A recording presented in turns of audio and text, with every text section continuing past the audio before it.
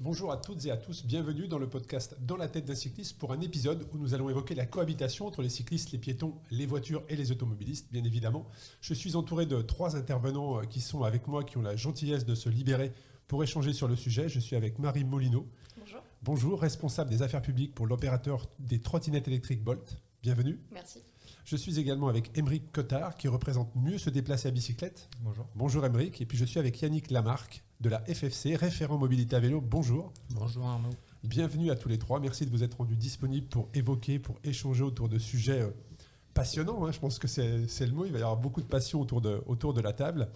Et pour introduire le sujet, qui est la cohabitation entre les cyclistes trottinettes et de fait les piétons et les automobilistes, la première question que j'aurais à vous poser, c'est quel regard aujourd'hui portez-vous sur ce sujet et pour quel constat, puisque aujourd'hui la cohabitation est souvent, il faut l'avouer, difficile entre toutes les parties et la route devient parfois un véritable champ de bataille, on peut dire ça comme ça, avec beaucoup d'agressivité, que ce soit en ville ou à la campagne. Et d'après vous, quel regard portez-vous sur ce sujet et pour quel constat ? Donc il n'y a pas d'ordre prédéfini. Donc qui voudrait commencer à se lancer sur ce sujet ? Honneur aux dames. Honneur aux dames. Eh bien, on va commencer avec Marie Molino, qui est responsable des affaires publiques pour l'opérateur Bolt. Eh bien, écoute, Marie, si tu veux bien t'exprimer sur ce sujet, lancer l'épisode autour de ça. Oui. Nous, ce qu'on constate, principalement, c'est que en effet, la multiplication des usages sur l'espace public qui est de nature très restreinte, notamment à Paris, qui est une ville extrêmement dense, et donc la nécessité d'avoir une cohabitation apaisée entre tous les modes, idéalement. Alors, bien sûr, ça ne se fait pas comme ça d'un coup de baguette magique. Donc voilà, l'idée pour nous, c'est pas tellement d'aller allouer alors, le cas particulier des piétons, quand même, on est vraiment sur l'idée qu'il faut absolument sanctuariser l'espace pour les piétons. Donc voilà, de pas avoir une cohabitation de trottinettes. On pense en particulier aux trottinettes parce que c'est ce qu'on a entendu ces dernières années principalement, les accidents qui impliquaient une trottinette et un vélo, et un piéton. Et après ça, on est sur l'idée de multiplier, bien sûr, tout ce qui est infrastructure cyclable sécurisée et sensibiliser à la bonne cohabitation entre usagers cyclistes, usagers de trottinettes privés ou de services partagés qui sont encore sur un autre état d'esprit, qui n'ont pas forcément l'habitude de conduire un tel mode. Alors c'est vrai qu'on en parlera dans la seconde partie, mais vous faites énormément de choses. J'ai été voir votre site, le blog, il y a beaucoup de choses qui sont faites autour justement de la sécurité. Pour les usagers, la personne qui va prendre, on en parlera tout à l'heure, mais la personne qui va prendre sa trottinette, est-ce qu'il peut être seul ou à deux, et également sur le futur, il y a un test qui a été fait à Berlin, je crois, hyper intéressant, j'ai lu ça, donc ça je te laisserai Marie en parler dans la seconde partie. En tout cas, merci pour cette prise de parole sur ce constat. Et puis peut-être Émeric, si tu peux t'exprimer également de ton côté. Je pense qu'effectivement, on est dans une période de grande visibilité des problèmes liés à la circulation et à la cohabitation entre les différents usages, parce qu'il y a beaucoup de bouleversements qui sont en cours. Il y a l'apparition des trottinettes électriques depuis 4-5 ans maximum. Il y a le développement du vélo qui revient, qui avait quasiment disparu en fait, de la capitale il y a quelques années, et qui revient de manière vraiment visible. Et donc ça crée une crispation. Il y a des changements effectivement dans l'infrastructure à Paris et maintenant même en Île-de-France, qui font que chacun est un peu déboussolé quant à ses habitudes prises parfois depuis plusieurs années. On voit beaucoup d'ailleurs de plans vélo qui naissent, Exactement. qui sortent, que ce soit sur Lyon, que ce soit sur Nice, un peu partout en France. D'ailleurs, il y a énormément de plans vélo qui sont sur justement 5-10 ans sur ces mobilités douces. C'est ça. Nous, au sein de nos associations, on pousse justement les collectivités pour qu'elles prennent en main justement la gestion de la cohabitation et qu'elles favorisent la sécurité de tous les usagers. Récemment, les plans vélos se sont multipliés et c'est une bonne chose, surtout quand ils sont bien faits, qu'ils prennent en compte les attentes, les comportements naturels et qu'ils essayent de les guider vers le meilleur. Donc effectivement, c'est... Qu'est-ce que bien fait ? C'est quoi quand tu dis quand ils sont bien faits ? Un plan bien fait, c'est un plan qui... Il y a un cahier des charges précis par rapport à ça ? Alors, il y a des objectifs à se fixer, déjà. Il y a un cahier des charges qui en découle. Et puis, il y a ensuite la prise en compte à la fois de ce qu'on veut faire, de nos objectifs, et puis de la réalité, que ce soit de la topographie du territoire sur lequel on va agir, ou de la réalité des comportements. On sait bien que les différents usagers, les piétons, les cyclistes, les trottinettistes, les automobilistes, on peut leur imposer des règles. Et puis parfois, si la règle elle est facile à enfreindre, elle va être enfreinte. Donc il faut aussi prévoir un plan qui puisse ne pas être enfreint dans son intégralité, dans sa conception en fait. Ouais. Voilà. Mais ça me donne des questions pour après, mais je vais pas couper le tour de table, mais ok. En tout cas, merci. Et pour toi, quel constat tu portes, de par ton regard aussi justement de référence sur la mobilité à vélo pour la Fédération française de cyclisme, Yannick? Alors, ce qui est drôle déjà, c'est que on a posé sur la table le fait que en fait, le vélo revenait en force, mais de façon un peu caricaturale, ou en tout cas provocatrice, j'aurais tendance à dire qu'il reprend sa place. Parce que l'histoire des engins de déplacement personnels, qu'ils soient motorisés ou non, est assez récente, comme vous venez de le signaler. Celle du vélo également, mais à une autre échelle. Et donc du coup, ce qui est drôle, c'est qu'on se pose aujourd'hui des questions que finalement, on s'était posé à l'identique en 1900, au moment où en fait la bicyclette c'est ça, s'est trouvée en concurrence de facto avec la machine à vapeur qui était la voiture. Et alors, il y a un ouvrage très bien documenté sur le sujet là, qui vient de sortir d'Alexandre Schierati, Le voyage à vélo, et qui documente parfaitement ces interrogations et qui se font exactement l'écho de notre discussion. C'est troublant. Bon voilà, ça c'était juste pour remettre un petit peu en perspective. Ceci étant, au niveau de la FFC, la mobilité à vélo, le sujet de la mobilité à vélo, alors que la FFC était traditionnellement positionnée en tant que fédération délégataire sur le plan uniquement sportif, ce sujet-là est très vite en fait devenu fondamental. C'est un des piliers en fait du projet fédéral, pour le dire clairement. Et de ce point de vue-là, il positionne la FFC comme interlocuteur légitime sur les sujets de la mobilité et donc obligatoirement sur ceux du partage de l'espace. Bon, il ne s'agit pas non plus de trahir un grand secret pour dire qu'on a une approche en fait qui est assez consensuelle autour de ça. Notre propos, il me semble assez évident, il n'est pas d'opposer les usages, au contraire, ils sont extrêmement complémentaires. Très clairement. Et ça, je pense que c'est le constat qu'on porte tous autour de cette table. C'est qu'il n'y a pas d'utilité en fait à avoir une vision exclusive l'une par rapport à l'autre, puisqu'en fait chaque moyen de déplacement répond à un besoin qui est spécifique. Sinon, il ne se développerait pas en réalité. Donc le vélo, outre les adeptes et les gardes de chapelle, le vélo répond à un certain nombre de besoins et les satisfait. De même que les engins personnels, les EDP, encore une fois, qu'ils soient motorisés ou non, répondent chacun à des besoins spécifiques. Donc voilà, l'idée c'est vraiment exactement comme tu le soulignes Arnaud dans le thème de ton émission. Ok, une fois qu'on a posé ça sur la table, et globalement on est à peu près tous d'accord là-dessus, enfin je parle sous votre contrôle, ben, comment on fait pour se partager l'espace, pour finalement se partager le gâteau. Et encore une fois, ce qui est drôle, c'est de voir, et encore tout à l'heure je le consultais, de voir que finalement les attentes, les demandes de la fédération justement des engins de déplacement personnel, eh bien, sont rigoureusement identiques à celles que, en tant que cyclistes, nous avions eues au début du XXe siècle et qu'on continue de porter dans l'immense majorité. Voilà. Alors là, on parle aujourd'hui de la cohabitation, de cette nervosité qu'il y a autour pour les usagers, mais ma question c'est est-ce que le Covid n'aurait pas accéléré tout ça ?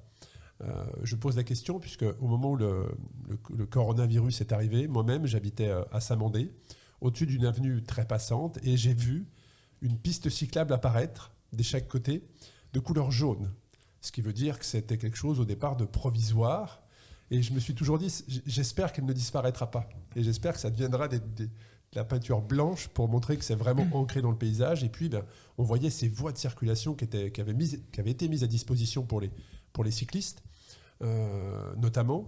Et est-ce que le Covid n'a pas accéléré tout cet engouement quelque part autour du déplacement doux, et les gens se sont rendus compte qu'en fait ils pouvaient se déplacer, que ça prenait très souvent beaucoup moins de temps, que c'était beaucoup plus facile. Quel est votre avis sur ça ? Si on fait un retour de 2 ans, un peu plus de 2 ans en arrière, 2 ans et demi en arrière. C'est quelque chose qu'on appelait de nos voeux, effectivement, nous, au sein des associations d'usagers. Les pistes cyclables qu'on a vues effectivement apparaître en Île-de-France en avril-mai 2020. C'est ça. elles correspondent peu ou prou en fait, au projet de RER Vélo qu'on a travaillé entre associations pendant plus d'1 an et demi, voire 2 ans, et qu'on a ensuite présenté à la région Île-de-France juste avant le Covid, en fait, en janvier ou février 2020. La région, qui est l'autorité organisatrice des transports, s'est rendu compte en fait, des intérêts qu'elle avait à pousser pour le développement de ce réseau cyclable. Et lorsqu'il y a eu la crise du coronavirus, les autorités publiques en fait, se sont rendues compte qu'au déconfinement, il y allait avoir de gros problèmes de circulation de manière générale, parce que l'Île-de-France est déjà saturée, et les gens allaient refuser de rentrer dans les transports qui étaient perçus comme un vecteur important de contamination. Donc on s'attendait en fait à une apocalypse de circulation et d'embouteillage en Île-de-France. Et puis nous, on avait ce projet qui était dans les cartons, qu'on avait déjà présenté, qui avait déjà été plus ou moins porté politiquement au niveau régional. Donc on a proposé la solution. On a vu que ça se faisait à Bogota en Colombie. Ils ont carrément supprimé des voies d'autoroute pour inciter les Colombiens à se déplacer à vélo ou en trottinette. Ça s'est fait aussi à Berlin, ça s'est fait je crois à Montpellier. Et donc ensuite, le préfet de région Île-de-France a compris qu'il y avait un intérêt aussi à le faire sur notre territoire. Et donc il y a eu toutes ces pistes qui sont apparues en fait en 2 mois et demi. Quasiment toutes les pistes jaunes qu'on a pu voir en Île-de-France étaient déjà là.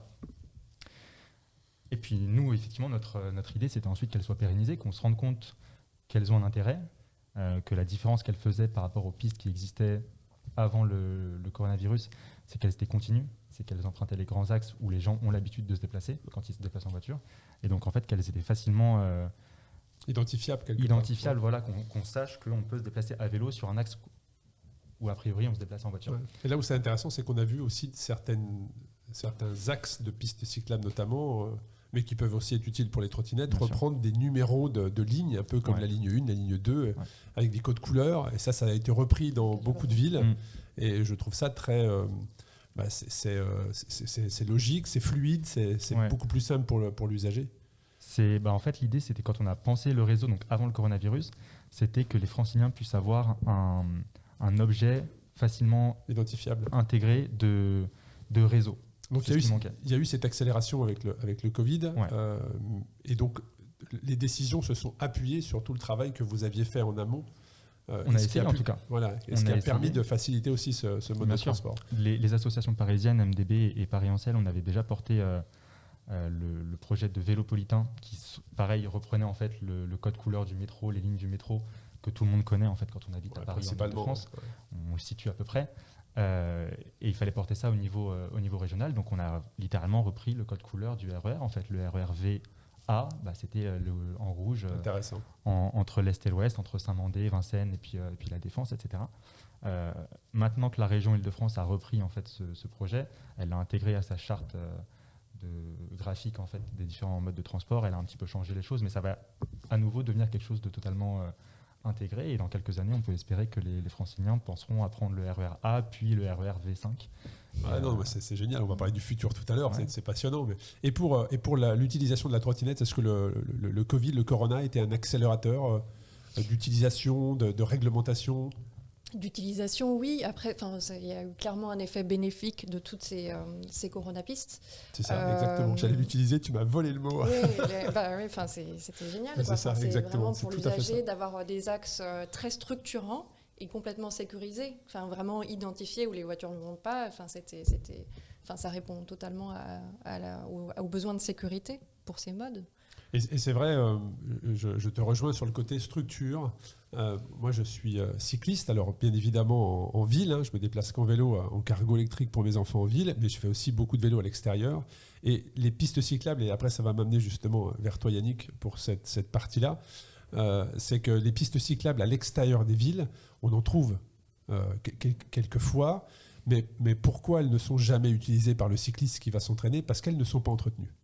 Tout simplement pour ça. Alors quelquefois l'automobiliste ne comprend pas. Il nous voit sur la route et il nous klaxonne en nous disant d'aller sur la piste cyclable qui est à côté. Mais oui, on aimerait bien l'utiliser, mais c'est juste qu'elle n'est pas entretenue, tu vois. Et quand tu l'utilises une fois et que tu crèves 3 fois en 100 mètres, tu te dis je vais rester sur la route. Donc tu te retournes assez souvent parce que tu as un peu peur quand même. Mais donc c'est vrai que ce côté infrastructure est très très important. Et pour toi Yannick, si on reste sur cette question accélérateur avec le Covid, quel est ton avis sur ça ? Alors oui, je souscris bien évidemment avec constat de mes deux collègues intervenants et de ce que tu as posé sur la table. Donc oui, clairement, ça a été un accélérateur. Après, j'ai deux observations. Alors, la première, c'est que, tout comme toi, mais j'imagine tout comme nous tous, je pratique le vélo à Paris depuis, on va dire, 30 ans. Et bien, techniquement et en réalité au quotidien aujourd'hui, je me sens beaucoup plus en difficulté à utiliser les infrastructures, pistes cyclables et autres, enfin à circuler d'une façon générale à Paris aujourd'hui qu'il y a 30 ans, d'une façon évidente. Alors, pourquoi il ne s'agit pas de parler de moi? La question, c'est que tout le monde sait faire du vélo en réalité. En fait, c'est ça le sujet, c'est que tout le monde a l'impression de savoir faire du vélo, sauf qu'en réalité, et c'est tout l'objet des formations qu'on a montées au niveau de la FFC, enfin en tout cas de l'axe qu'on souhaite promouvoir, c'est qu'il y a la nécessité d'accompagner cette remise en liberté, de l'accompagner effectivement d'une éducation à la règle qui est protectrice pour l'ensemble des utilisateurs, ça c'est la première chose, et à la règle non pas seulement finalement pour les cyclistes ou les utilisateurs de trottinettes, mais également pour les automobilistes. Si on remet un petit peu en perspective cette histoire de création de Coronapistes, elle a été quand même extrêmement brutale. Et donc finalement, elle s'est faite de façon exclusive et non pas inclusive des autres utilisateurs de la voie que sont les automobilistes. Donc mon propos, il n'est pas forcément de défendre l'automobiliste, c'est pas ça. C'est que du jour au lendemain, on lui a imposé un nouveau partage en fait de la voie, sans lui expliquer forcément comment ça allait s'accompagner, comment ça allait se mettre en place. Et ce qui est assez drôle, c'est de voir des études qui ont été réalisées récemment sur que se passe-t-il quand on éduque de différentes façons, quand on éduque finalement les utilisateurs à la présence d'autres utilisateurs. Et là, il n'y a aucun secret, ou alors je vais le divulguer tout de suite, je suis vraiment désolé. Mais en fait, dès qu'on a une sensibilisation à l'autre, on diminue par deux le taux d'accident. Oui, quelle que soit cette façon de sensibiliser à l'autre, à travers des mécanismes émotionnels, par exemple, ou simplement informatifs, etc. Donc, et je conclurai là-dessus, le propos, il est clairement dans l'accompagnement en fait, de cette redistribution de l'espace à travers des mécanismes d'éducation, de sensibilisation. Ça, c'est une évidence. Par contre, il faut le porter sur tous les acteurs. Donc nous, on joue sur une autre population qui est celle des cyclistes, mais un cycliste, c'est aussi le plus souvent un automobiliste. Très souvent. Voilà. Donc en réalité, on a deux bras de levier. Voilà. Ouais, très clairement. Tu voulais peut-être ajouter quelque chose ? Ouais, je ne suis pas tout à fait d'accord avec ce qui vient d'être dit. Quand on a mis en place les coronapistes, les règles elles n'ont pas changé en fait. Le code de la route n'a pas changé avec l'arrivée de toutes ces pistes.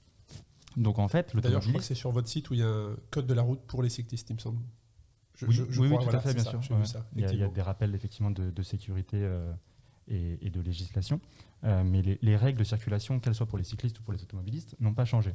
Donc quand on met une coronapiste sur telle avenue, l'automobiliste, c'est comme si on était en 2018 et qu'il était sur une avenue où il y avait une piste cyclable. Donc le régime de priorité ne change pas. C'est le volume qui a changé peut-être. C'est le volume qui a changé. Voilà. Donc c'est les habitudes qui changent la perturbation, effectivement. Et je peux comprendre qu'il y a un besoin de sensibilisation qui du coup se fait plus prégnant, mais la règle elle n'a pas changé du tout entre mars et mai ou juin 2020. Et puis c'est vrai que ce soit en vélo ou en trottinette, on se sent peut-être plus libre et donc peut-être facile. On peut facilement, je dirais que c'est plus facile de sortir du cadre. Et d'emprunter un trottoir. En voiture, c'est plus compliqué. Alors, c'est plus facile. C'est quand même moins courant quand on a une belle piste continue assez large que justement quand on n'en avait pas. Ah, mais là-dessus, je suis entièrement d'accord. Et du coup, sur l'inclusivité de ces Ou de faire un contresens aussi, tu vois. Ou de faire un contresens, bien sûr. Et c'est pour ça que les plans vélo, il faut aussi les imaginer avec les comportements réels en fait, des différents usagers, ce dont je parlais tout à l'heure. Mais sur l'inclusivité et dire que les coronapistes, elles ont été construites de manière excluante, c'est peut-être ce que ressentent des automobilistes, c'est peut-être ce que ressentent d'autres usagers qui du coup ne bénéficient pas directement ou n'ont pas le sentiment de bénéficier directement de ces aménagements, mais l'étude, la mesure en fait de l'utilisation de ces pistes, elle montre quand même qu'au contraire c'est de plus en plus inclusif. C'est-à-dire qu'on est sur des pistes qui maintenant sont assez larges pour avoir des vélos adaptés aux personnes en situation de handicap, ce qui n'était pas forcément le cas avant, et a fortiori en banlieue. Donc on fait aussi plus de pistes en banlieue que ce qu'on faisait avant.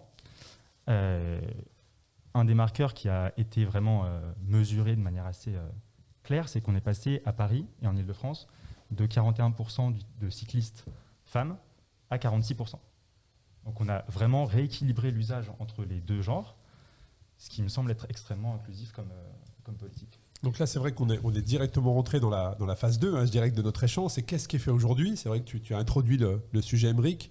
On va rester avec toi, puis après on passera aux autres intervenants. Et notamment sur la mobilité, il y a également des places supplémentaires qui ont été destinées au stationnement, qui ont été mises en place. Ouais. Et ça, c'est facilitant également, parce qu'il y a ce côté, on peut utiliser un moyen de déplacement son vélo, mais comment on le stationne, comment on le sécurise. Et il y a des choses qui sont mises en place sur ça. Tout à fait. En fait, dans les différentes enquêtes qui peuvent être faites, alors parfois par les associations elles-mêmes, parfois par les politiques publiques ou des instituts de sondage, on a souvent demandé en fait quels étaient les freins pour, alors moi en l'occurrence dans une association francilienne pour les franciliens, à se mettre au vélo. Le premier frein, c'est la sécurité. C'est la perception que le vélo, c'est dangereux. La sécurité de la personne ? De la personne. C'est la peur d'avoir un accident. On considère que le vélo, c'est dangereux. C'est effectivement un usager qui est plus vulnérable qu'un automobiliste ou qu'un usager des transports en commun. Si la piste cyclable n'est pas indépendante, je dirais, si elle n'est pas séparée, ou parce qu'il y a piste cyclable et piste cyclable. Oui. Il y a la piste cyclable où c'est la même voie et c'est juste une ligne discontinue qui la sépare. Et la piste cyclable où là tu as même ne serait-ce qu'un léger terre-plein qui te sent où tu as la sensation d'être beaucoup plus en sécurité. Exactement. Et jusqu'à 2020, c'était souvent, on avait parfois des pistes qui étaient protégées et puis arrivé à un carrefour. Et puis là, cyclistes, débrouillez-vous, trottinettistes, débrouillez-vous. Ah bah c'est dangereux le vélo. Voilà. Donc les gens ont l'impression que sur le trajet qu'ils font régulièrement, faire du vélo, faire de la trottinette, c'est dangereux parce qu'ils savent qu'il y a des endroits où les vélos ne sont pas en sécurité en fait. Donc le projet du RERV, c'était effectivement de lever ce frein principal en fait. Mais le deuxième frein, c'est le stationnement, c'est la peur du vol.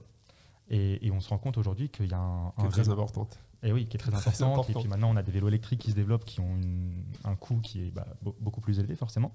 Et du coup, on n'a pas envie de se faire voler un vélo qui a coûté 2000, 2500, 3000 euros. Même s'il y a des assurances aujourd'hui qui permettent de protéger comme une voiture, c'est quand même... c'est très frustrant. Vous allez au travail le matin, vous garez votre vélo, vous l'attachez, vous sortez du travail le soir, et il n'y a plus de vélo.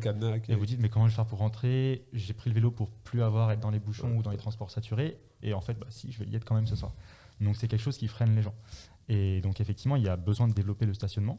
Nous, on travaille avec SNCF Gare et Connexion, avec la RATP, avec les villes et les départements pour qu'ils créent le plus possible de stationnement. Ça allait être ma question justement. Est-ce que les villes, quand elles travaillent sur un plan mobilité, font appel à ton association, à vos associations, pour justement essayer de bâtir le futur ? De plus en plus, voilà. Mais elles n'ont pas forcément l'obligation. Donc il y en a qui vont le faire parce qu'elles savent en fait quel est leur intérêt, c'est que plus elles le font en concertation avec les usagers, plus le résultat va correspondre aux attentes des usagers et plus le plan va être un succès.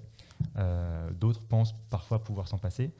Aujourd'hui, on est quand même dans un contexte où je pense que la plupart se rendent bien compte de l'intérêt qu'il y a de construire le plan ensemble et du coup d'avoir quelque chose qui répond aux besoins des usagers. Puis nous, on a quand même l'habitude de parler avec des gens qui ont peur ou qui ont encore des freins, et donc d'identifier aussi quels sont les freins pour que les gens se mettent au vélo.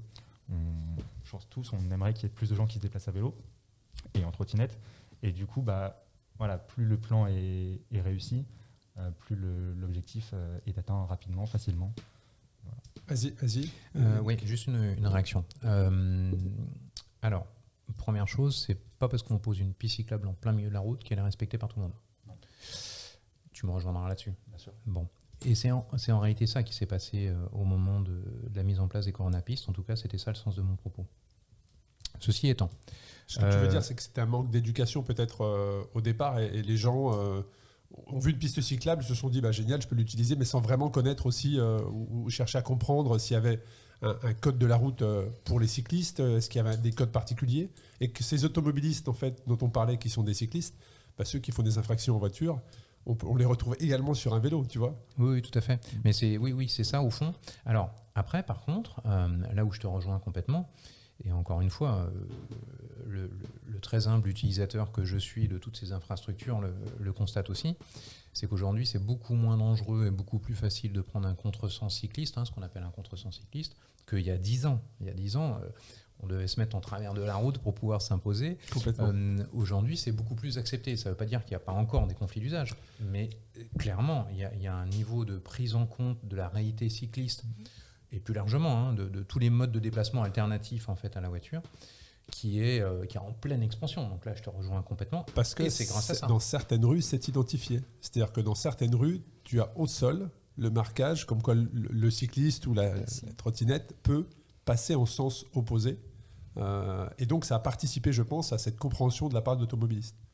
Oui, sans doute. Bon, il y a aussi eu beaucoup d'informations. Alors, pour le coup, on est... on est plutôt bien logé à Paris sur la grosse communication qu'il y a eu autour du passage du centre-ville à 30 km/h, et du coup tout le monde en a tiré toutes les conclusions, notamment sur sur l'alternative s'agissant du double sens que ça crée de facto dans toutes les rues, sauf interdiction express. Donc il y a eu un gros relais de communication qui n'était pas forcément voulu au début, qui de fait nous a servi. Donc il y a eu aussi ça. La peinture au sol n'est pas suffisante. Et encore une fois, moi, il m'arrive d'utiliser la voiture quand même. Et c'est vrai qu'une peinture au sol ne va pas forcément m'interpeller fortement. Donc la signalisation verticale reste importante. Ça, c'est la première chose. Quand elle n'est pas recouverte d'autocollants, on en a parlé dans le dernier épisode. C'est ça, exactement. Voilà, c'était ça le propos. Donc, pour remettre un petit peu au centre du débat, il y a eu bien sûr le fait qu'on multiplie les aménagements a fait considérablement évoluer bien sûr les habitudes de tout le monde. Et c'est le début, je pense, au tout début justement. Clairement. Et on voit pourtant une différence. Vas-y, je t'en prie. Excuse-moi. Et je finis donc a fait évoluer les comportements. Cela dit, effectivement, alors là où tu as complètement raison, c'est qu'il n'y a pas eu d'évolution réglementaire entre les deux, à une exception près quand même, et là je remets au centre du débat. Exactement, en 2019, alors là, grosse évolution législative, et puisqu'on se disait, ok, maintenant on fait quoi? Parce qu'on a quand même des ED. Donc là, souvent c'est l'usage contre les games. Là vraiment c'est la coutume, enfin l'usage, qui a forcé le législateur, en fait, dans sa grande sagesse, à faire évoluer son dispositif juridique, et dont vous en avez bénéficié directement, mais à travers vous, tous les usagers en fait, de la route. Je voulais ajouter quelque chose. Non, mais ça va revenir. C'est bon. Et Yannick, on va rester sur... Excuse-moi. Moi aussi, j'avais un petit ajout. Voilà, et après, on passera sur effectivement la trottinette, parce que là, j'ai pas mal de sujets. Ouais. Vous disiez tous les deux qu'on était encore qu'au début.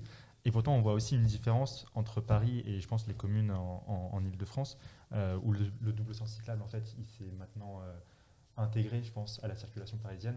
Et donc, les gens qui circulent à Paris, ils ont de plus en plus intégré que des vélos pouvaient arriver en contresens par rapport à leur déplacement à eux en voiture.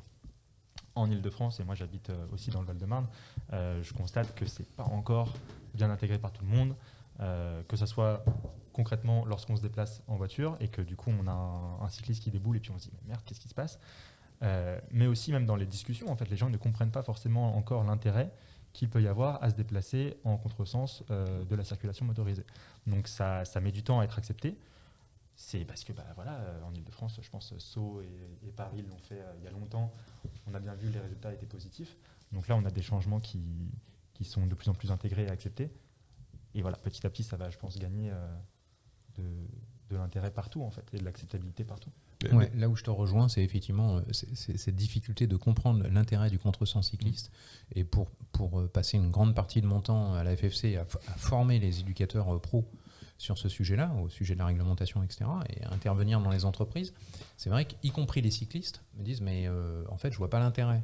Et quand on leur dit ok, le danger s'il arrive dans votre dos ou de face, quelle est la situation la plus favorable, là ça commence à mettre en route. Mais oui, c'est assez drôle de voir l'incompréhension ou la méconnaissance autour de ce sujet, qui renforce en fait l'intérêt, la nécessité en fait d'une éducation, d'un accompagnement. C'est le mot éducation. Et je pense que les enfants, moi, je transporte mes enfants sur mon cargo et c'est les premiers à prendre l'habitude de voir comment on se déplace, quels sont les codes à vélo, même s'ils sont passifs, ils observent.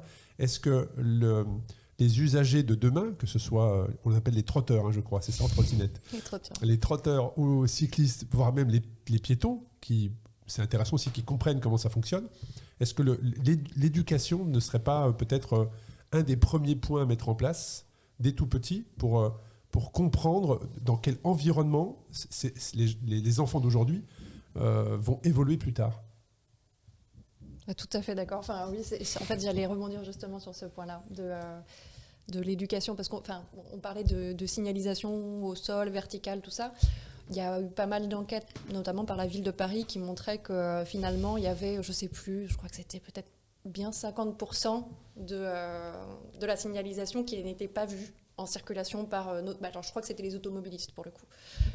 Donc je pense que la signalisation en effet c'est important, mais à mon avis il y a vraiment une très grande question d'éducation, de pédagogie, multiplier les ateliers pour sensibiliser, intégrer ça au code de la route aussi, ça a été fait ces derniers temps quand même pour sensibiliser à la présence au code de la rue notamment, code de la rue, ces modules-là. Ouais. Donc, c'est vrai que visuellement moi je trouve que le code couleur est...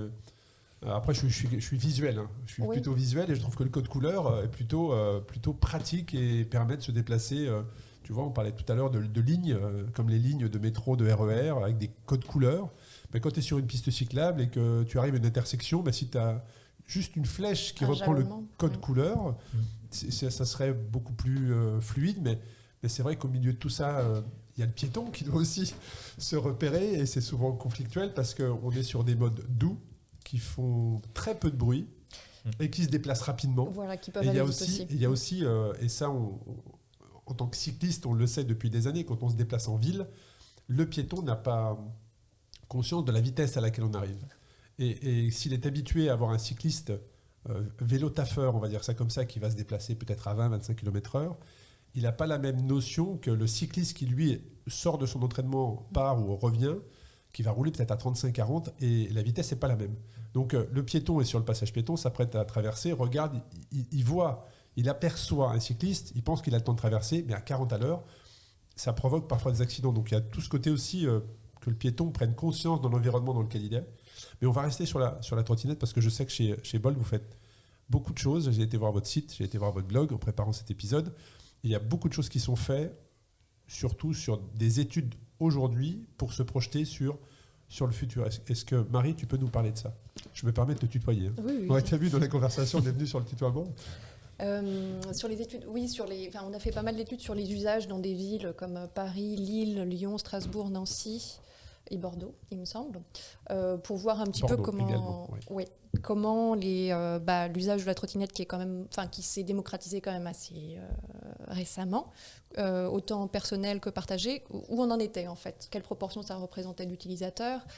Et ça représente en fait dans l'enquête qu'on a faite, c'était bien 20% en fait des gens qui avaient recours à ce mode-là, ce qui nous a semblé déjà beaucoup en fait, une personne sur 5, et qui abonde dans le sens de, comme vous disiez tout à l'heure, alors ces usages sont là, comment on les intègre,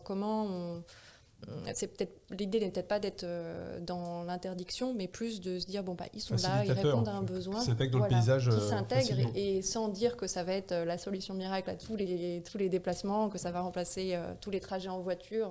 Il n'y a pas une solution, je pense, qui est plus valable qu'une autre. C'est vraiment une complémentarité des modes et de trouver comment les insérer dans l'espace public en toute sécurité. Alors, sur la sécurité, justement, vous faites beaucoup de choses sur la sécurité. C'est peut-être ce dont tu voulais parler. Oui, beaucoup. Alors, déjà, notre priorité absolue, c'est la sécurité des piétons. Nous, c'est la question qui nous remonte le plus de la part des collectivités, que ça soit en France, dans les villes où on opère ou les villes où on n'opère pas d'ailleurs. C'est que le piéton ne se sent pas en sécurité, c'est ça? Voilà, c'est ça. Au milieu de l'évolution des trottinettes? Exactement, ou alors que malheureusement, il y a des comportements qui ne sont pas très civiques, qui roulent sur les trottoirs, alors que c'est complètement interdit en trottinette d'aller rouler sur un trottoir. Je crois qu'il y avait un sujet dont tu voulais parler sur les trottoirs, il me semble, non? Oui, mais voilà. On y reviendra après l'intervention de Marie. Ouais. Ça marche. Donc nous, par rapport à ça, sur les trottoirs, on a... alors bien sûr, on fait beaucoup de sensibilisation, on rappelle que c'est absolument interdit, via la communication dans l'application, des ateliers sur place dans les villes où on opère, où on couple ça avec des distributions de casques. Voilà, on essaye de faire un module assez inclusif, avec toute une palette de mesures. Et on a récemment mis en place aussi un système d'intelligence artificielle qui détecte là où la trottinette est en train de rouler. Ça va être une de mes questions. Est-ce que ça, vous n'êtes pas capable avec le GPS Il faut un module en plus, voilà, en fait, de détecter pour en fait repérer s'il s'agit d'un interdit, trottoir voilà, ou d'une exactement. piste cyclable, ou si dans une collectivité, la question d'interdire... On opère dans pas mal de pays en Europe, donc les réglementations peuvent évoluer. Des fois, les pistes cyclables sont autorisées, des fois non. Donc voilà, donc l'idée, c'est que ce module permet de repérer si l'usager est en train de rouler sur un trottoir, et auquel cas on est capable de détecter ça. Voilà, c'est ça. Ouais. Et de désactiver, de mettre une sanction aussi. Après, tout est extrêmement modulable en fait, mais globalement, l'idée c'est d'aller...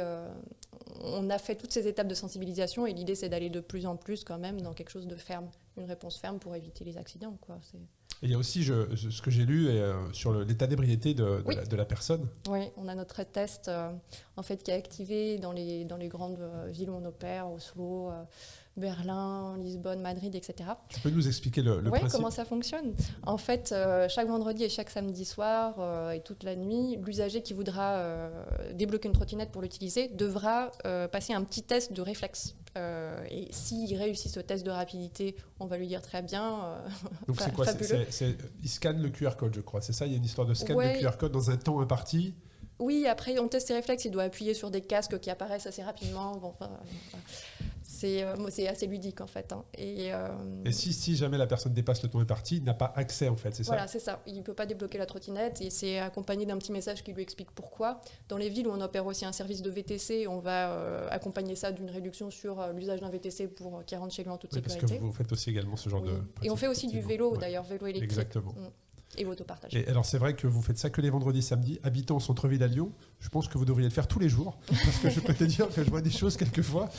Des pratiques fantaisistes. Voilà, très clairement. Et il y a aussi une chose qui m'a interpellé, c'est le poids sur la trottinette. Oui. Et pour on l'a tous vu, hein, quelquefois, des personnes qui sont 2, voire 3 sur une trottinette, et vous essayez de mettre en place quelque chose, c'est en test sur le poids. Oui. C'est ça ? Oui, c'est en fait c'est notre système, c'est basé sur l'accéléromètre de la trottinette. Il détecte combien il y a de personnes sur la trottinette, et il arrive à distinguer s'il s'agit plutôt d'une charge lourde ou d'une deuxième personne. C'est surtout ça l'intérêt d'avoir une identification assez fine. Et sur cette base, il peut envoyer une notification à l'utilisateur comme quoi on a détecté une conduite à 2, savez-vous que c'est formellement interdit, et en cas de répétition, là, la trottinette est désactivée.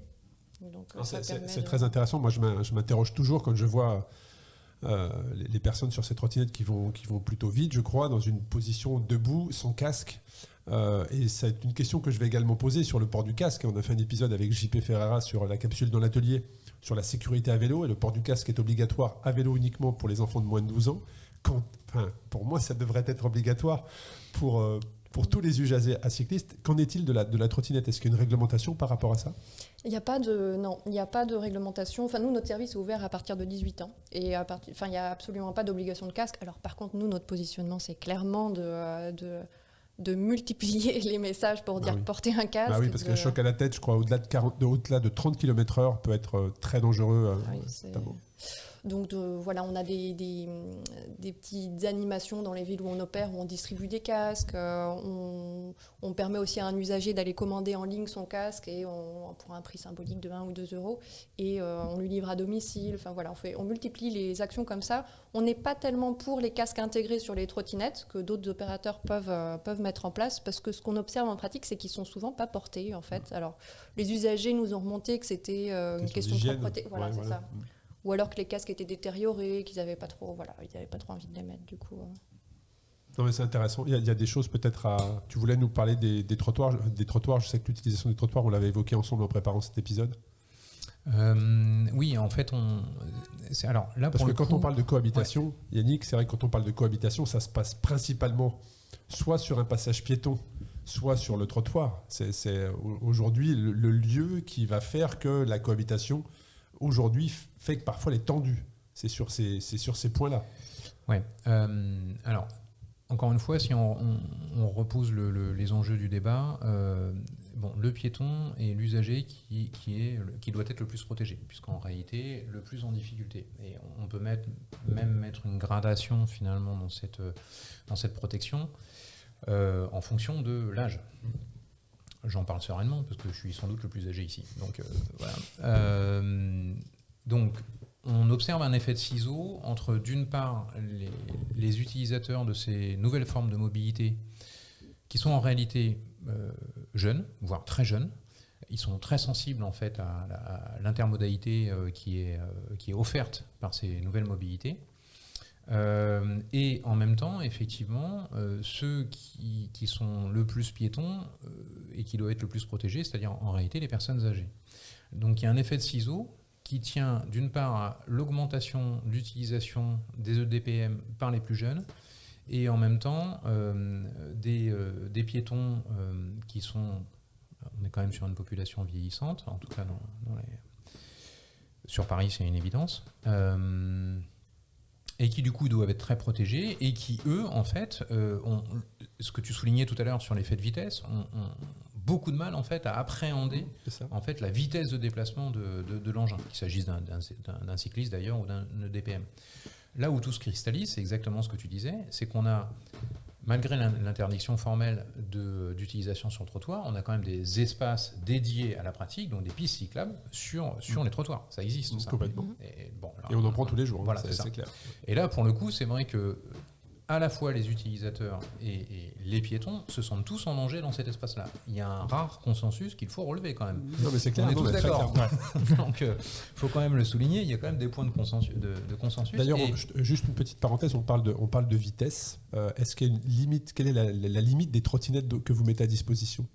Alors, c'est très variable en fonction ça va être finement paramétré en fonction du milieu au sein de la ville. D'accord. Donc, il va y avoir des zones interdites, des zones à 10, des zones à 20. Et ça, c'est de manière générale, par la géolocalisation? Oui, exactement, Okay, par la intéressant. géolocalisation. Et ce qu'on fait aussi, c'est qu'on a été le premier opérateur à faire un mode débutant, et qui fait que il y a pas mal d'autres choses, mais la mesure phare, c'est que la vitesse est automatiquement limitée à 15 km/h pour les 5 premiers trajets, aussi pour permettre une prise en main Très plus en intéressant. sécurité. Voilà, je vous laisse. Merci pour cette précision. Je te laisse continuer, Yannick. Ouais. Mais cela dit, je réouvre la parenthèse que tu viens de fermer, parce qu'effectivement, parce que toutes ces innovations, en fait, elles devraient être clairement transposées, notamment aux vélos en libre service, voire les vélos publics. Les deux sont un peu différents. Je crois qu'il y aurait des gros intérêts à faire ça. Bref, là, on parle des trottinettes mises en libre service, oui. et pas des trottinettes des particuliers. Pour certains que l'on voit passer, oui, absolument. C'est des véritables bolides. Et ils sont très nombreux à se déplacer en trottinette privée. Incroyable. C'est quelque chose qui était assez, je pense, dans un angle mort des forces de l'ordre, de l'accidentologie. Et en fait, on voit qu'il y a effectivement de plus en plus de trottinettes que les gens possèdent et qui ne sont pas forcément limitées comme les vélos à assistance électrique à 25 km/h. Donc on peut aller à 50, parfois 80. Alors il y a une législation qui existe. Et puis là aussi, il y a l'usage en fait, qui est totalement différent. J'ai pas de chiffres, mais je suis assez convaincu que beaucoup de gens qui ont des trottinettes qui vont au-delà de 35 km/h n'ont pas l'assurance, l'immatriculation, etc. Le casque devient, dans ces cas-là, quelque chose qui est assez accepté. Et donc, je vais répondre à ta question sur le casque et donner ma position. Moi, je ne suis pas un cycliste sportif.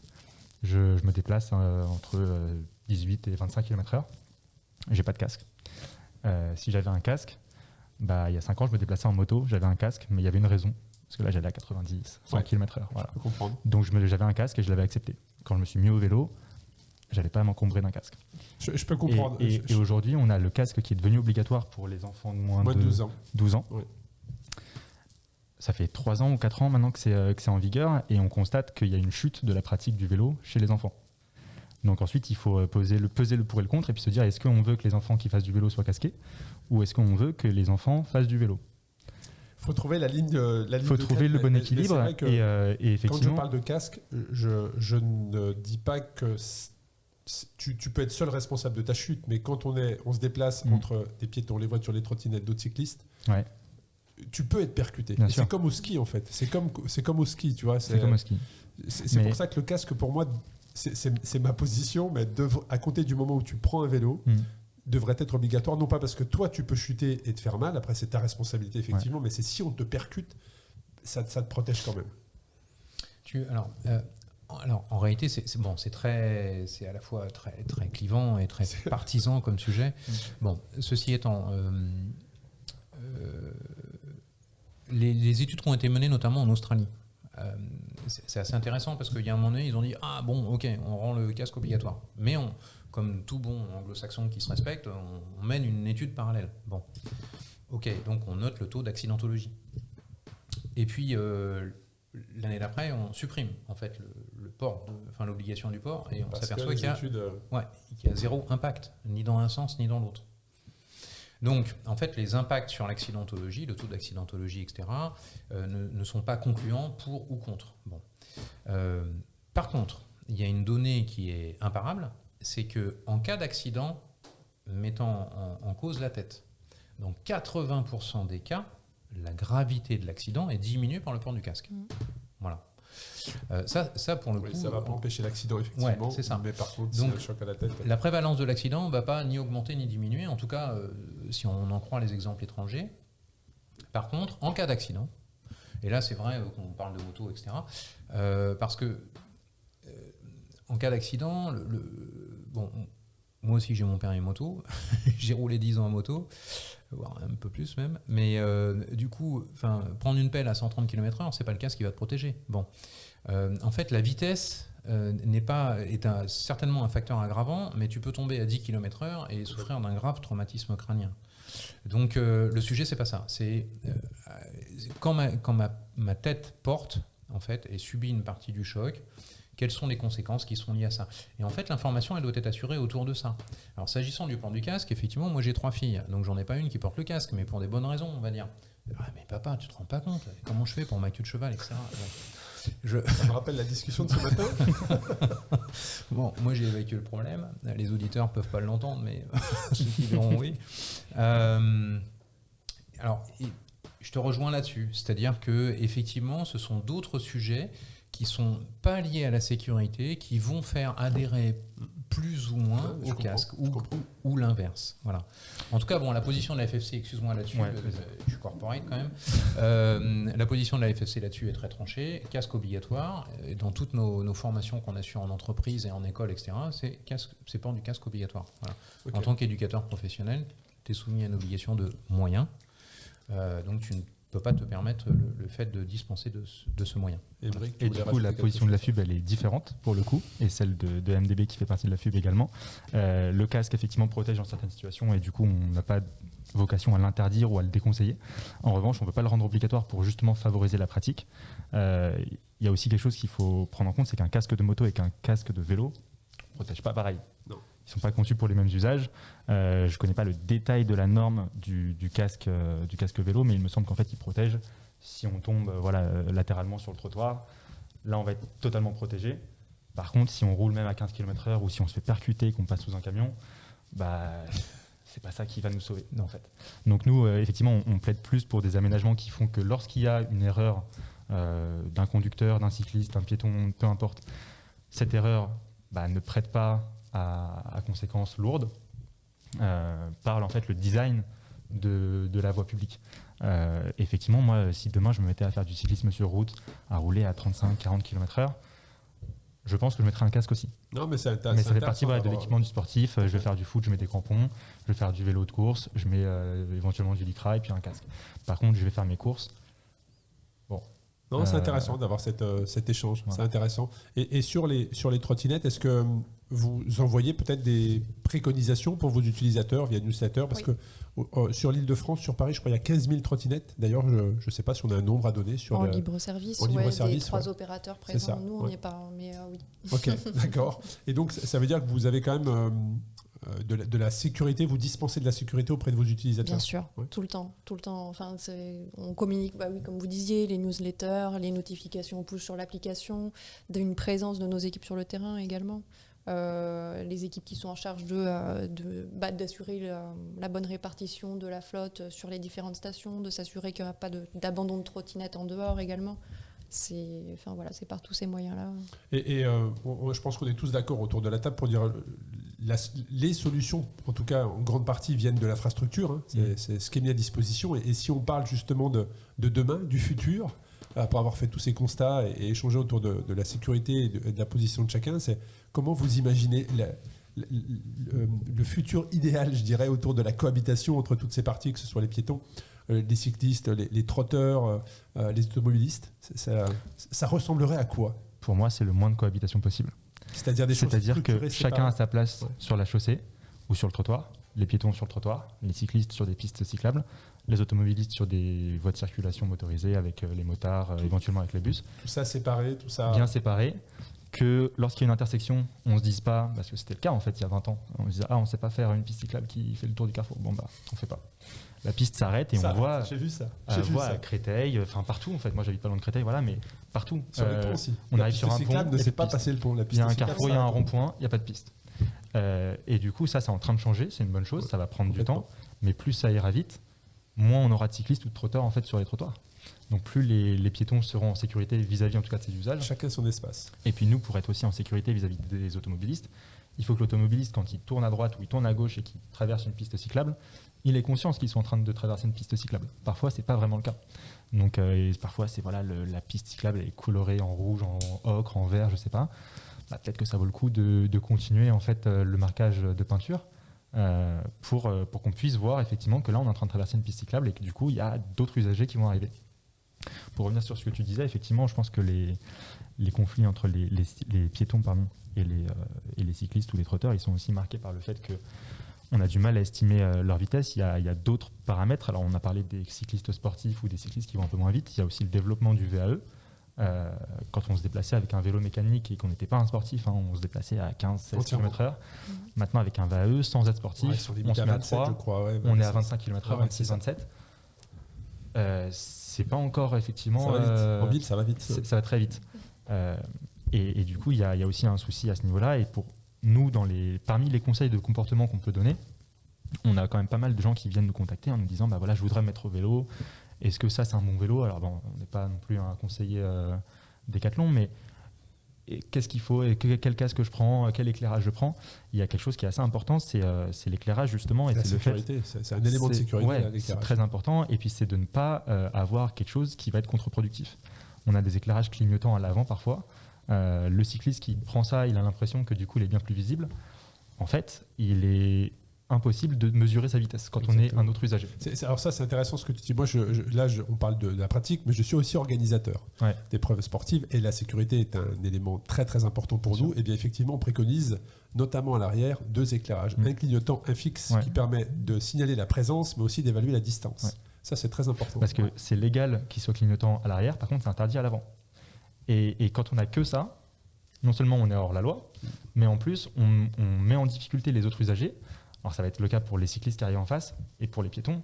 Et les piétons seniors qui vont être un peu plus lents à traverser, mais qui ne vont pas forcément avoir conscience qu'ils sont en train de perdre aussi en capacité physique et que du coup ils sont plus lents. Entre ça et la vitesse qui est difficile à évaluer, on se retrouve dans des situations qui sont très problématiques et assez dangereuses en fait. Donc, c'est intéressant, effectivement. Et c'est un point qui a été relevé là récemment par la préfecture de police qui est en train de mettre en place son plan de sécurité routière pour les années à venir.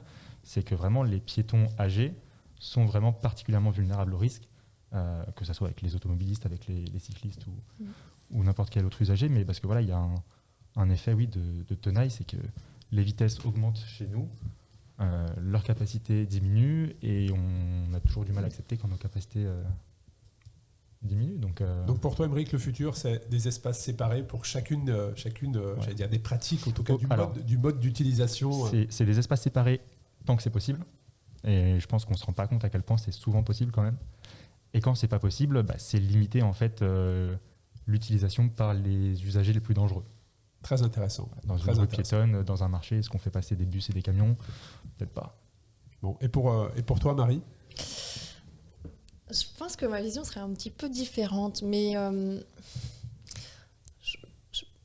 j'ai tendance à penser que c'est pas la solution d'aller séparer tous les flux. Après, il y a quand même, pour le coup, les piétons aussi. Je pense vraiment qu'il y a vraiment un vrai intérêt. Mais après, En fait, j'ai peur qu'on reproduise un peu l'idée d'une ville, de centre, notamment en centre-ville, bon, parce que oui, c'est aussi un milieu contraint, mais d'une ville un petit peu circulatoire où finalement tout le monde a son autoroute, son tuyau et va, et je caricature un peu, va à sa, finalement fait juste attention à lui et comprend pas que la ville c'est aussi un espace public où on peut s'arrêter, où on n'est pas forcément dans un tuyau embarqué. Après, bon, c'est vraiment une vision personnelle des choses. Et dans l'entreprise dans laquelle tu travailles pour Bolt, est-ce que vous avez des groupes de travail sur ça, je sais pas comment sera structuré, organisé ce mode de déplacement dans 2 ans, dans 5 ans? Oui. Après, ce qui fait aussi la richesse du coup de ces réflexions, c'est qu'on a le point de vue dans plusieurs pays qui peuvent être assez différents. D'ailleurs, est-ce qu'il y a un pays qui est plus en avance que nous, peut-être, en France? Je réfléchis. Pendant que tu réfléchis, pour le vélo, très clairement, c'est les pays scandinaves. Enfin, je ne sais pas si vous avez... les pays scandinaves, les Pays-Bas, le Danemark, la Finlande. Alors, par exemple, on parle souvent des Pays-Bas et du Danemark comme référence. Danemark, notamment. Moi, ce qui m'a récemment impressionné, c'est de découvrir en vidéo la Finlande et son traitement des pistes cyclables lorsqu'il neige. Parce qu'eux, ils neigent souvent. Je peux t'en parler, puisque j'ai roulé en Finlande jusqu'au Cap Nord en plein hiver. Et j'ai utilisé ces pistes cyclables enneigées où tu es totalement à l'écart de la circulation. Zéro risque. Et tu vois les enfants de 5 ans qui vont à l'école par -15 et ça pose aucun problème. Et dans la gestion par les collectivités de ça, ils savent qu'il va neiger.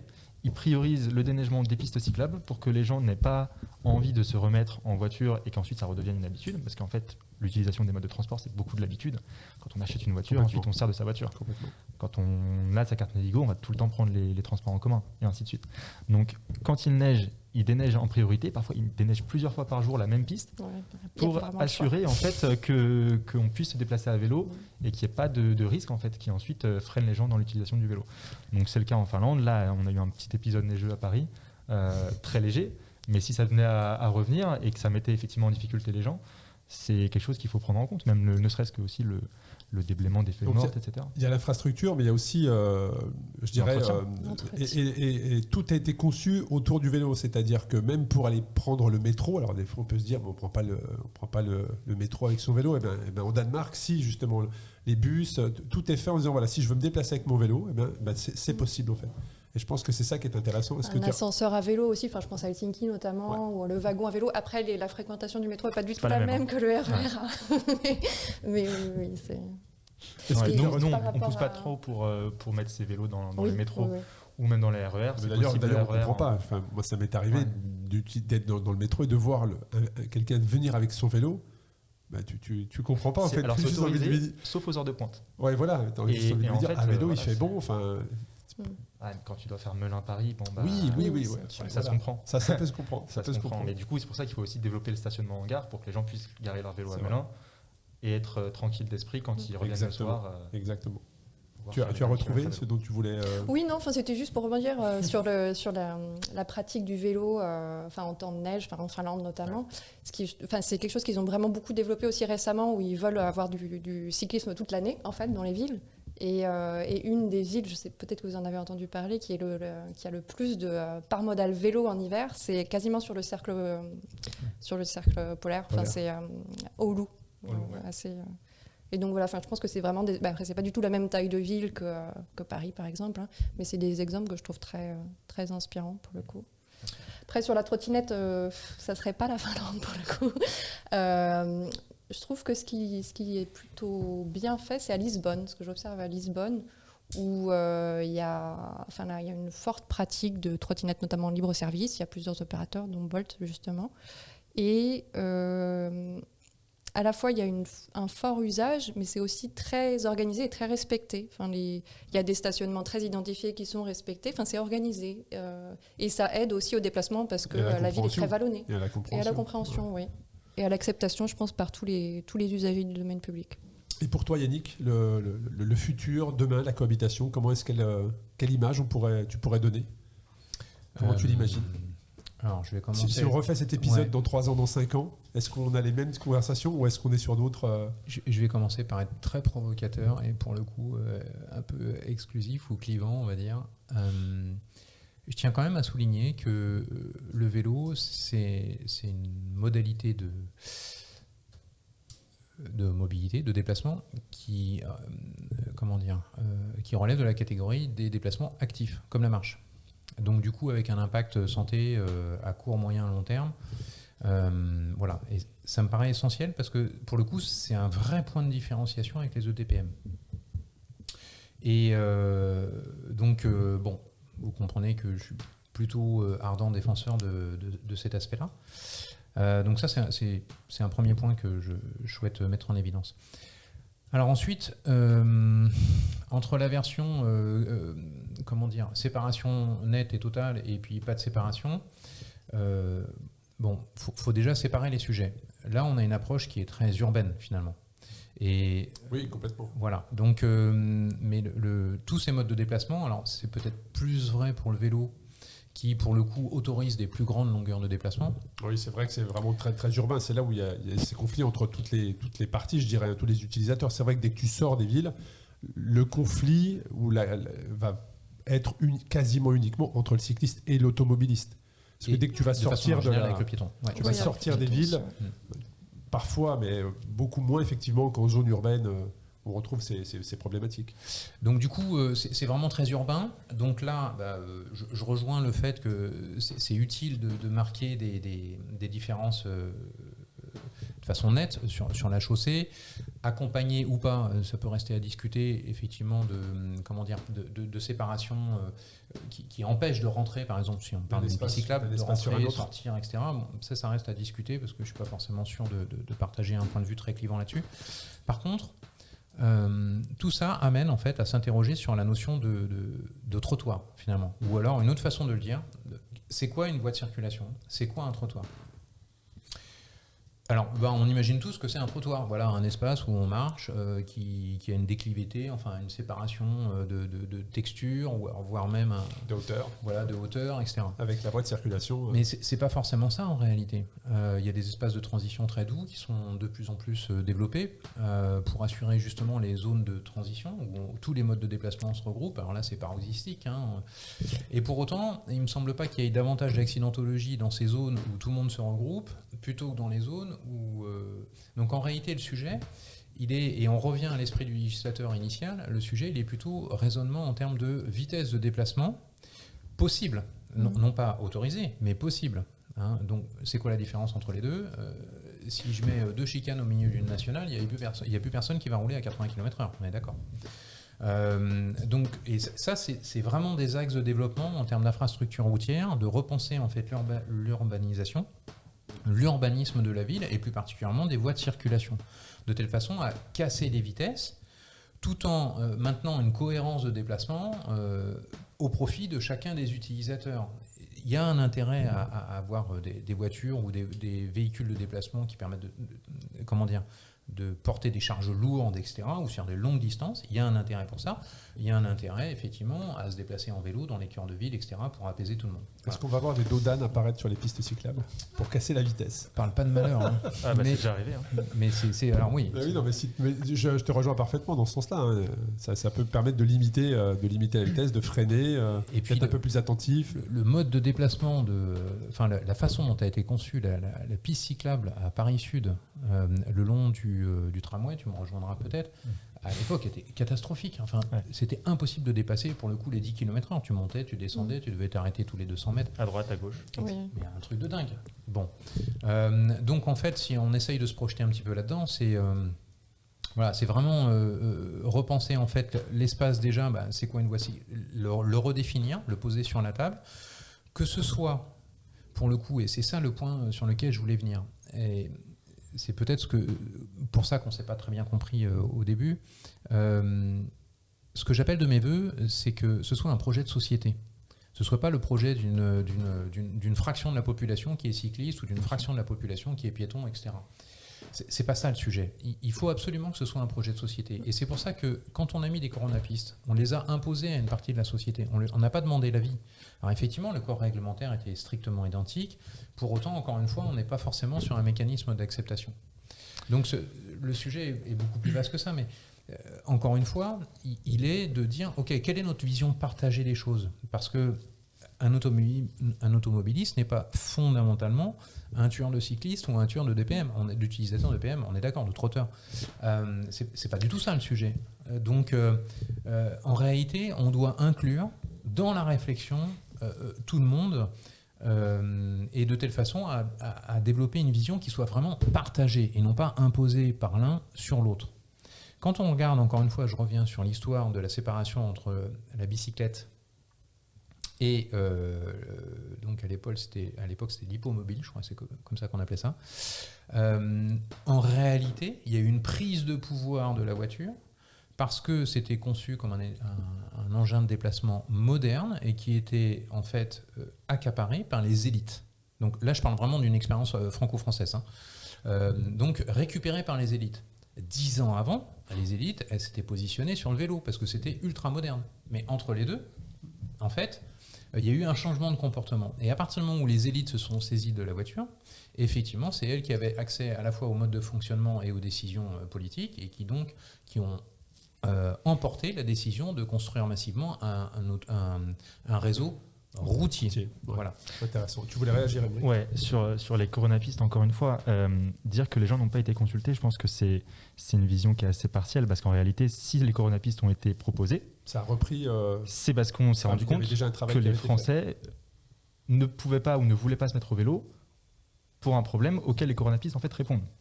Donc on a parlé aux gens en fait, c'est ça. de sécurité, effectivement, sécurité, d'infrastructure. Et du coup, on s'est rendu compte que les gens, la voisine ne se déplace pas en voiture parce qu'elle a peur. Elle représente 5 ou 6 Français sur 10.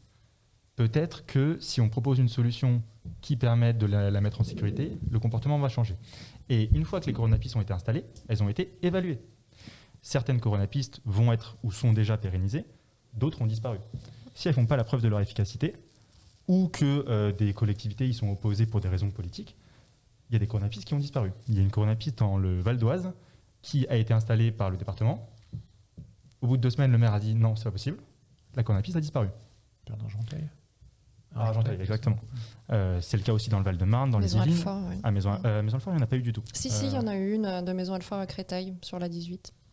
La 19, du coup. 19, pardon. Et non, elle était à Créteil, mais elle n'était pas à Maison-Alfort. Bon, en tout C'est cas, là elle que disparu. j'habite. Moi aussi. Ok. Et du coup, non, il y a à Créteil, en fait, entre par exemple le carrefour Pompadour et puis l'église de Créteil, il y a une coronapiste, et puis bon, ça a fait râler, voilà, on s'est un peu échappé, et il y a un processus, pour le coup, tout à fait démocratique, où le maire a été réélu après la mise en place de la coronapiste, et c'était un des débats du second tour de l'élection municipale. Donc il y a quand même une consultation publique qui existe, alors qui se fait un peu en amont. Je pense que c'est aussi le rôle de la collectivité de proposer des solutions aux problèmes qui sont identifiés. C'est-à-dire qu'avant les coronapistes, on avait déjà des gens qui se plaignaient des bouchons en Île-de-France, de la saturation des transports, ou de l'impossibilité de faire du vélo, ou de la pollution. Les coronapistes, c'est une solution parmi d'autres qui vient améliorer, je pense, ces problématiques-là. C'est intéressant, c'est vrai qu'il y a plein d'idées qui sont autour de la table. Je ne sais pas lequel d'entre vous a parlé des revêtements, peut-être des revêtements différents. C'est vrai que pour notamment les personnes qui utilisent des trottinettes, quand le temps est un peu humide, peut-être qu'il y a des revêtements qui sont plus glissants que d'autres. Et avec la vitesse, ça peut provoquer peut-être des accidents, peut-être aussi avec des piétons. Donc il y a beaucoup d'idées qui sont autour de la table, et un peu comme... Moi, j'étais dans l'immobilier il y a quelques années, dans une autre vie, et on disait qu'est-ce qui est important dans l'immobilier, c'est l'emplacement. Et bien pour peut-être la cohabitation entre toutes les parties, ça peut être l'infrastructure, très clairement, qui va permettre que la cohabitation se déroule de la meilleure des manières dans l'avenir. On arrive sur la dernière partie de cet épisode, à savoir le mot de la fin, un petit peu la conclusion. Qu'est-ce que vous auriez chacun à votre niveau peut-être à ajouter, ou un dernier partage à nous faire? Yannick, peut-être? À moi l'honneur.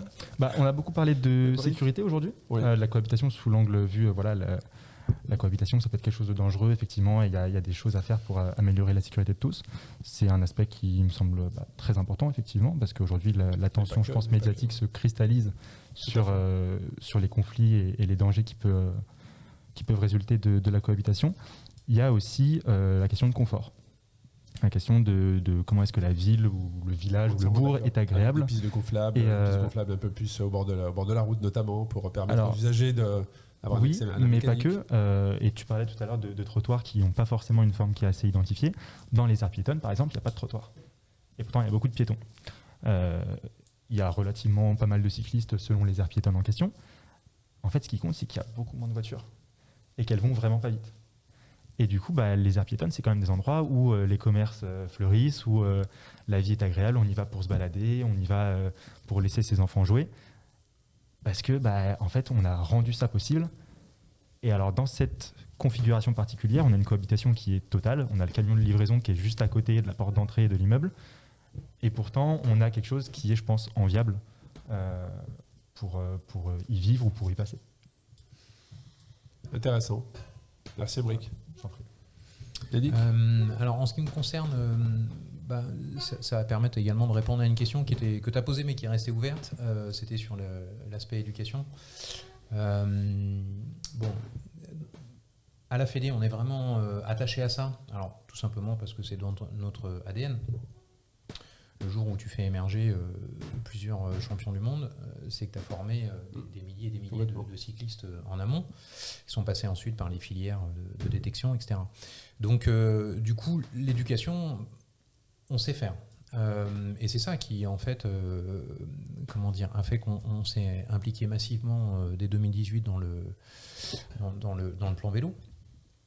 Et du coup, aujourd'hui, en réalité, c'est décliné peu ou prou sous deux formes et sous deux modalités. L'éducation des plus jeunes, à travers notamment le savoir rouler à vélo, qui était une initiative forte de la Fédé, la fédération, la FFC, et qui aujourd'hui est partagée par à peu près tous les acteurs du cyclisme. Dans le renouvellement du plan vélo, après 2018, on a eu un renouvellement en 2022. On faisait un constat de 160 000 enfants qui sont formés. Et aujourd'hui, l'objectif public, c'est d'en former 800 000 par an. Donc c'est énorme. En tout cas, ça ne peut pas être porté par... il faut que tous les acteurs se mobilisent autour de ça. Et l'idée, c'est véritablement d'accompagner les plus jeunes, justement, de leur permettre de s'émanciper dans la plus grande sécurité possible, à justement ces endroits qui sont particulièrement complexes, qu'on appelle un cœur de ville, où il y a une multiplicité d'informations sonores, visuelles, également en termes kinesthésiques, quels que soient les moyens de transport qu'on utilise. Donc le savoir rouler à vélo s'inscrit pleinement là-dedans. Donc ça, c'est l'axe des plus jeunes. Et puis, malheureusement, on n'a pas tous commencé le vélo aux plus jeunes. Parfois, on s'y est mis tard, des fois sous la contrainte du virus et sous la contrainte salutaire peut-être du virus, pour le coup. Sous l'opportunité du virus. Merci.